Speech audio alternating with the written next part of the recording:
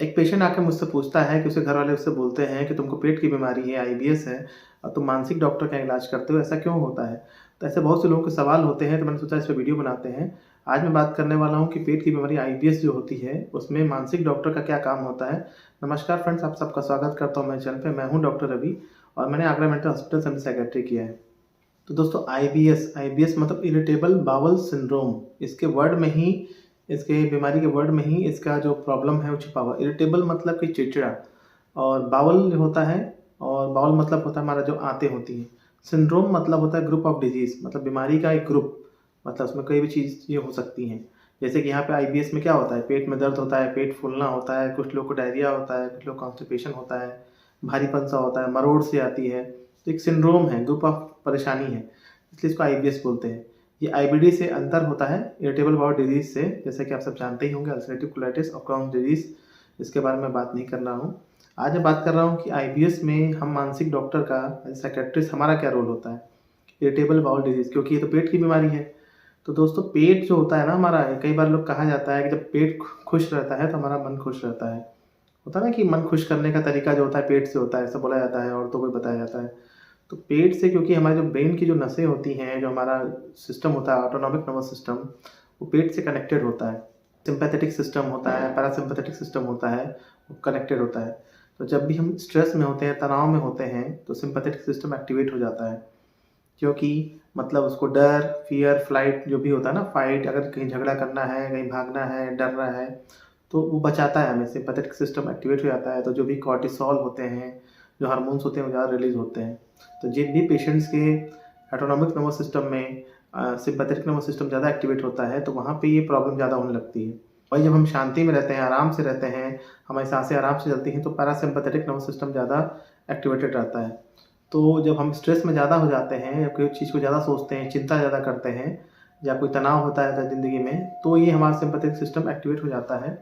कुछ लोगों में देखा गया है, या फिर जिन लोगों की टाइप ए पर्सनालिटी होती है, या यूँ कहें आसान भाषा में, जो सोचते ज़्यादा हैं, किसी बात को लेकर स्ट्रेस ज़्यादा लेते हैं, चिंता रहती है, या उनको कोई मानसिक परेशानी हो जाती है, एंग्जायटी डिसऑर्डर हो जाता है, मूड डिसऑर्डर हो जाता है, डिप्रेशन या और भी चीज़ें हो जाती हैं।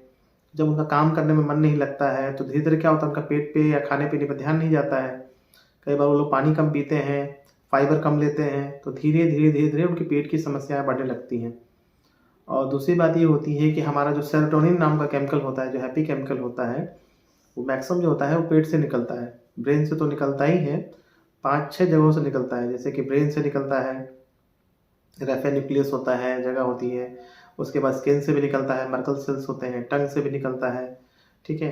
पेट में एक जो सेल्स होती हैं, एंटेरोक्रोमोफिन सेल्स होती हैं, या उसको कुल्चिल्स्की सेल्स बोलते हैं। पेट में जो सेल्स होती हैं, जो इंटेस्टाइन में हमारी आंतें होती हैं, वहाँ पे एक सेल पाई जाती है, एंटेरोक्रोमोफिन सेल्स। ये जो सेल्स पाई जाती हैं, तो ऐसा देखा गया है कि आईबीएस वाले जो पेशेंट्स होते हैं, ये एंटेरोक्रोमोफिन सेल्स होते हैं, इनका जो अमाउंट होता है वो डिसरेगुलेट हो जाता है। मतलब कुछ पेशेंट्स में इनका जो मात्रा है वो कम ज़्यादा पाया जाता है। और जो सेरोटोनिन नाम का केमिकल होता है, ये हमारे पेट की या हमारे आंत की जो मोटिलिटी होती है उसका रेगुलेट करता है, सिक्रेशंस को। वहाँ जो भी सिक्रेशंस हो रहे होते हैं, एंजाइम, जूसेस, या उसके आंत की चाल जो कहें, उसको ये मतलब रेगुलेट करता है। एग्जैक्ट वजह तो आज तक नहीं पता चल पाई है, अभी रिसर्च चल ही रहा है। लेकिन यूँ कहें तो हमारा जो ब्रेन है और जो हमारी आंतें हैं, उसका जो तंत्र है, या उसका जो मतलब कि है ना सिस्टम है, वो गड़बड़ हो जाता है। तो ये जो सेरोटोनिन होता है, एंटेरोक्रोमोफिन सेल्स से निकलता है। तो ऐसा देखा गया है कि भाई जिसमें भी कॉन्स्टिपेशन ज़्यादा होता है, जिस तरह का आईबीएस पेशेंट में कॉन्स्टिपेशन ज़्यादा होता है, उसमें ईसी सेल्स कम हो जाते हैं। ईसी सेल्स कम रहेंगे तो उसमें सेरोटोनिन कम निकलेगा। जिसमें भी डायरिया ज़्यादा प्रोडामिनेंटली देखा गया है कि जिसमें डायरिया ज़्यादा पेशेंट्स को होता है, बार बार लूज स्टूल हो रहे होते हैं, उसमें ईसी सेल्स की मात्रा ज़्यादा हो जाती है। जब ईसी सेल्स की मात्रा ज़्यादा हो जाएगी तो सेरोटोनिन ज़्यादा निकलेगा, ठीक है। तो ज़्यादा मोटिलिटी कर देगा, आते ज़्यादा मतलब मूव करेंगी। जब ज़्यादा मूव करेंगी तो जो हमारा फीसेस है, जो पॉटी है, वो जल्दी निकल जाएगा। जिसमें धीरे-धीरे स्लो मूव करेगी आंतें, मतलब चलेंगी। आंतों का जो मूवमेंट होता है वो पेरिस्टाल्सिस मूवमेंट होता है, मतलब ऐसे-ऐसे, मतलब लहरों की तरह आंतें मतलब ऐसे अपना मूवमेंट करती हैं। तो जिसमें कब्ज़ हो जाती है उसमें मूवमेंट धीरे-धीरे होता है। तो उसमें देखा गया है कि ईसी सेल्स कम हो जाते हैं। जब ईसी सेल्स कम हो जाएँगे तो सेरोटोनिन कम बनेगा, तो मूवमेंट धीरे-धीरे हो जाता है। तो ये जो सेरोटोनिन की बात कर रहे हैं, ये आंतों के सेरोटोनिन की बात कर रहे हैं। तो कई बार ऐसा देखा गया कि जिन लोगों को मूड की प्रॉब्लम होती है, डिप्रेशन, उदासी, ओवरथिंकिंग या यूँ कहें आम भाषा में स्ट्रेस ज़्यादा रहता है, उसमें ये समस्याएँ ज़्यादा पाई गई हैं। उसमें हमारा सिम्पैथेटिक नर्वस सिस्टम ज़्यादा एक्टिवेट हो जाता है, ज़्यादा डर और मतलब लड़ने का या फिर भागने का मतलब चीज़ों को लेकर, आसान भाषा में कहें जिसको ओसीडी है, जिसको प्रॉब्लम है, जो डर रहा है, घबराया हुआ है, बेचैन है, तो उसका सिम्पैथेटिक नर्वस सिस्टम ज़्यादा एक्टिवेट रहेगा। सिम्पैथेटिक नर्वस सिस्टम ज़्यादा एक्टिवेट रहेगा तो इसमें गड़बड़ियाँ ज़्यादा पाई जाती हैं। इसलिए आईबीएस के पेशेंट को जब पेट के डॉक्टर देख लेते हैं, कई बार ऐसा देखा गया है कि जो गैस्ट्रोएंटेरोलॉजिस्ट होते हैं, जो पेट के डॉक्टर होते हैं, वो भी मानसिक दवाइयाँ चलाते हैं। या तो आपको बताते होंगे या आपको नहीं बताते होंगे, लेकिन घबराहट की दवाइयाँ या एंटीस्पाज़मोटिक दवाइयाँ जो पेट दर्द को रोकती हैं, उसके बाद कुछ मानसिक दवाइयाँ भी चलाते हैं वो लोग लो डोज़ में। लेकिन जब उनके आपे से बाहर हो जाता है या कई बार ऐसी भी चीज़ें होती हैं कि भाई एक बड़ी बीमारी अंदर है, मानसिक बीमारी, मान लीजिए किसी को ओसीडी है साथ में या डिप्रेशन है ज़्यादा, ठीक है? साथ में उसकी वजह से आईबीएस प्रॉब्लम हो गया है, उसका मन उदास रहता है या बहुत सारी समस्याएँ, जैसे आजकल मेरे यहाँ जो बहुत सारे पेशेंट आते हैं, यंगस्टर आते हैं जो तैयारी कर रहे हैं, एग्ज़ाम की तैयारी कर रहे हैं, उनको एग्ज़ाम का स्ट्रेस है, ठीक है? अब लाइफ में परफ़ॉर्म भी करना है, कुछ अच्छा भी करना है। तो एग्ज़ाम होता है, कोई करियर की बात होती है, पास होना एक अलग बात होती है, मान लीजिए आप 12th पास हो रहे हैं, बीए, बीएससी पास हो रहे हैं, कोई एग्ज़ाम क्रैक करना है, कोई कॉम्पिटिशन निकालना है, तो वहाँ पे आपका हर मिनट काउंट करता है। वहाँ पे आपको मेंटली बहुत फिट होना पड़ता है, स्ट्रॉन्ग होना पड़ता है।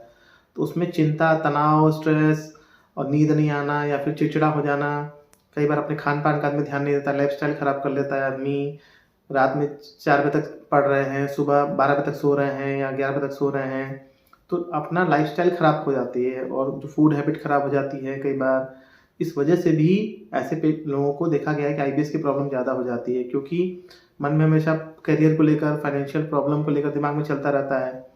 भाई आज के ज़माने में क्योंकि जॉब्स कम हैं और पढ़ने वाले ज़्यादा हैं, एक से एक पढ़ने वाले लोग हैं, तो भाई स्ट्रेस तो हो ही जाता है इंसान को हमेशा मन में। और ऐसे बहुत से कम ही लोग होते हैं जिनको पढ़ने का मन करता है। जो भी लोग पढ़ाई कर रहे होते हैं, बहुत ज़बरदस्ती पढ़ाई कर रहे होते हैं कि भाई कुछ करना है, हमको कुछ पाना है। 8 से 10 घंटा, 12 घंटा पढ़ाई करना एक काफ़ी स्ट्रेसफुल हो जाता है, मोनोटोनस हो जाता है। मतलब होता है ना कि सुबह उठे फिर वही काम, शाम तक वही काम। चूँकि मैंने ये सब चीज़ें की हैं तो मुझे इसका अनुभव है। स्ट्रेस मुझे भी रहा है, ऐसा नहीं है।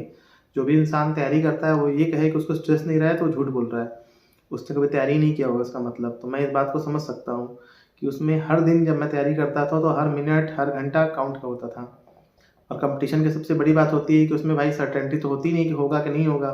तो मन में चिंता, ओवरथिंकिंग या किसी को मान लीजिए कोई बीमारी है मानसिक, ओसीडी है, जो दिन भर अपना हाथ धुल रहा है, बहुत सारी चीज़ें कर रहा है और उसको दिन भर घबराहट हो रही है, बेचैनी हो रही है, तो ऐसे इंसान का पेट खराब होना तो मतलब आम बात हो सकती है। तो ये काफ़ी कॉमन है, आजकल ये चीज़ें बढ़ रही हैं और इसीलिए मैं सोचा कि इस पे डिमांड भी मुझे आ रही थी वीडियो बनाने को लेकर, तो मैंने वीडियो बनाया। आगे और भी इस पे वीडियो मैं बनाता रहूँगा आईबीएस को लेकर। इरिटेबल बाउल सिंड्रोम, सिंड्रोम का मतलब होता है ग्रुप ऑफ सिम्पटम्स, मतलब 2 से 4 सिम्पटम्स भी हो सकते हैं। और यहाँ पे आपका जो बावल है, आपकी आंतें इरिटेट हैं, चिड़चिड़ी हैं। कोई इंसान चिड़चिड़ा कब होगा? इसका मतलब कि उसका मन खुश नहीं है, मतलब आपके जो आंतें हैं उसका मन खुश नहीं है। उसमें एक सबसे बड़ा जो रीज़न पाया गया है वो स्ट्रेस ही पाया गया है। तो मैं आप सबको यही बात कहना चाहता हूँ कि देखिए लाइफ में पढ़िए, अच्छा करिए, लेकिन जो आपसे हो सकता है, जितना अच्छा आप कर सकते हैं बस वही करिए। कहना आसान होता है लेकिन उम्मीद कम से कम करिए, खुद से भी कम करिए और दूसरों से तो बिल्कुल नहीं करिए। इस बात की प्रैक्टिस करिए, इसलिए सीबीटी बहुत अच्छा तरीका होता है। और रियलिस्टिक एक्सपेक्टेशन करिए, अगर दूसरे से उम्मीद भी कर रहे हैं तो रियलिस्टिक उम्मीद करिए। अगर खुद से भी उम्मीद कर रहे हैं तो रियलिस्टिक उम्मीद करिए, क्योंकि आप जो कर सकते हैं आप वही कर पाएँगे। जब तक आपकी ज़िंदगी है तब तक तनाव रहेगा, ये बात समझिए। तनाव को बस मैनेज करना है।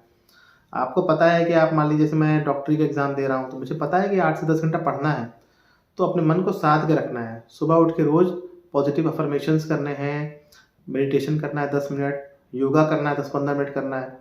मैं तो देखता हूँ मेरे जो पेशेंट आते हैं आईबीएस के, उनको मैं बोलता हूँ कि भाई आप 10-15 मिनट एक्सरसाइज करिए, योगा करिए, मेडिटेशन करिए, तो वो ये कहते हैं कि टाइम नहीं है मेरे पास। आप ये सोचिए कि आपके माइंड को दिन भर पढ़ाई करनी है, पेट में मतलब खाना जाएगा, उसको पाचन करना है, डाइजेशन करना है, और आप उसको अगर आधा घंटा समय नहीं देंगे, तो आप इस तरह से दवा खाते रहेंगे, आप परेशान रहेंगे। जब आप अपने आप को 10-15 मिनट, 20 मिनट समय देंगे, मेडिटेशन करेंगे, पॉजिटिव अफ़र्मेशंस करेंगे, सुबह अपने आप को तैयार करेंगे, तभी तो ज़िंदगी में आगे बढ़ पाएँगे। नहीं तो इस तरह से परेशान रहेंगे। ये चीज़ आपको समझनी है कि भाई अपने मन को मजबूत करना है, समस्याएं तो रहेंगी, आज एक समस्या है कल को दूसरी समस्या है।